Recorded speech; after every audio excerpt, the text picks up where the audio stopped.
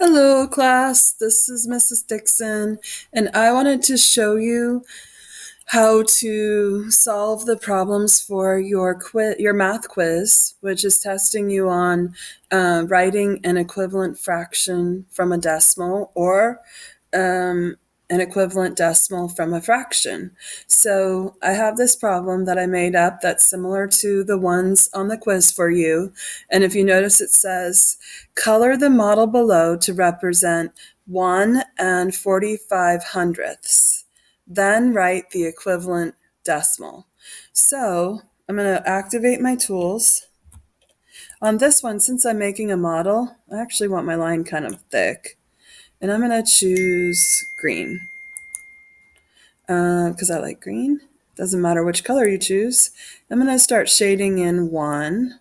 Now, this whole thing would be shaded. So I could even make my thing thicker so that I can color in one pretty fast here.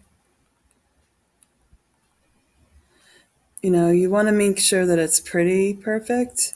Of course, obviously, if it's not totally perfect, it's okay. We get the idea. The teachers can see everything you mark once you push submit on the report, the Nearpod report.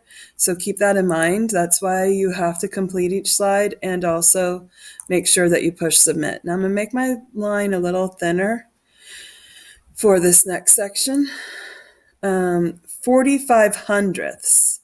Well, I know 45 hundredths has 4/10, so I need to make color in 4 full tenths.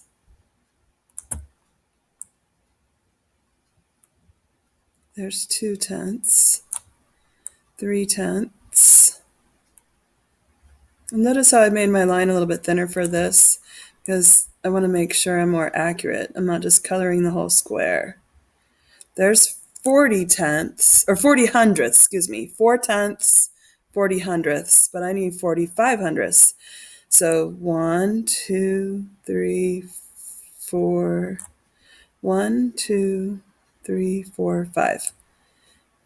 45 hundredths. This is 45 hundredths. Now that I've done that, the question says, so represent 1 and 45 hundredths. I did that.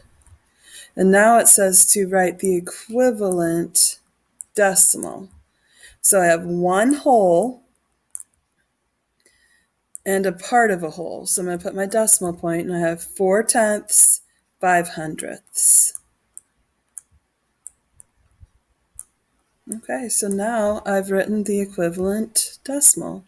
So now my teacher can see that I understand how to make a model of a fraction or a decimal, and that I can write the equivalent fraction and decimal. Don't forget to push submit so your teacher can see it. Good luck on the quiz. Bye.